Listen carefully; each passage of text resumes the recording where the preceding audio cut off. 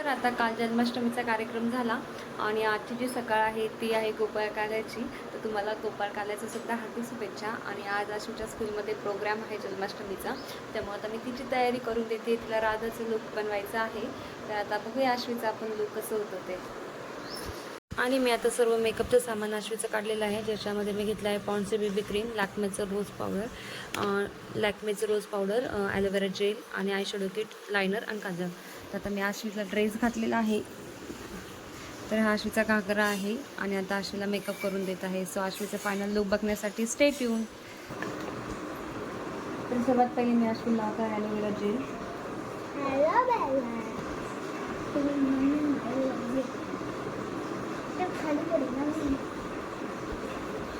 त्यानंतर मी घेत आहे आश्वीला बेबी प्लस क्रीम.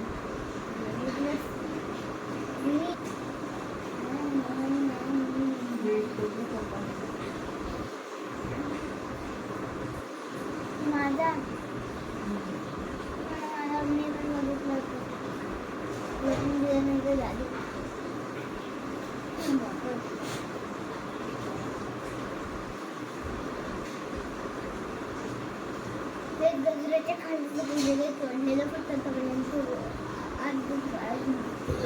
तर आता असं नॉर्मल तिला मी अप्लाय केलेलं आहे बेबी प्लस क्रीम. आणि आता तिला रोज पावडर लावत आहे आणि नंतर आय शॅडो आणि ब्लशेस वगैरे लावून मेकअप करणार आहे. अशा प्रकारे आश्वीचा बेस मेकअप जो आहे तो झालेला आहे. तिला आता कॉम्पॅक्ट पण लावून झालेला आहे आणि आता तिला आय शॅडो लावत आहे.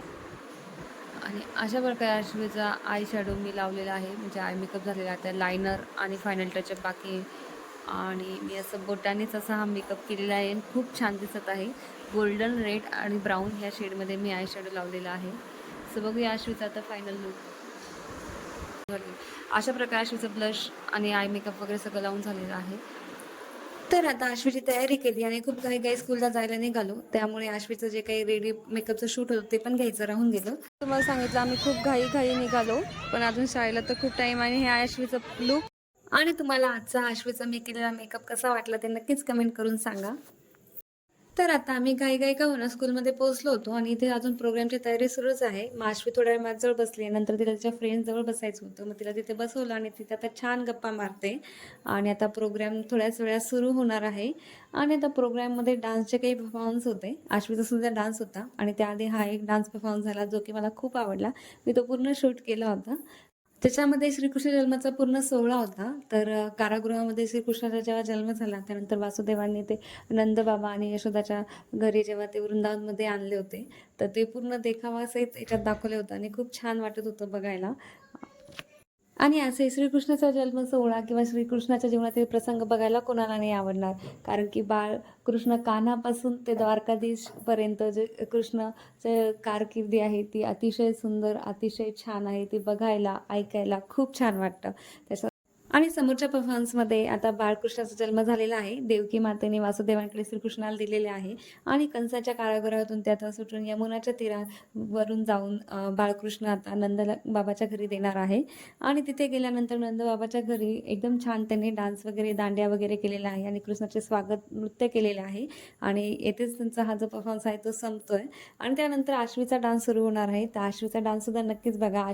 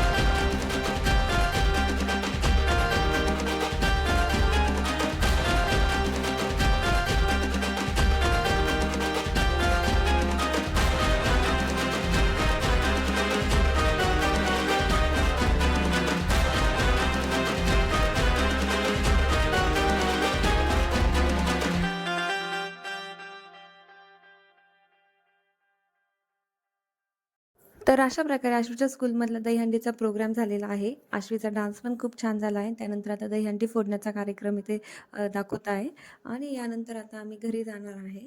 आणि असा होता आजचा आमचा व्हिडिओ, ज्याच्यामध्ये आश्वीच्या स्कूलमधला डान्स परफॉर्मन्सचा व्हिडिओ होता. आणि तुम्हाला आमचा हा व्हिडिओ आवडला असेल तर नक्कीच व्हिडिओला लाईक, चॅनलला सबस्क्राईब करा. थँक्यू. बाय.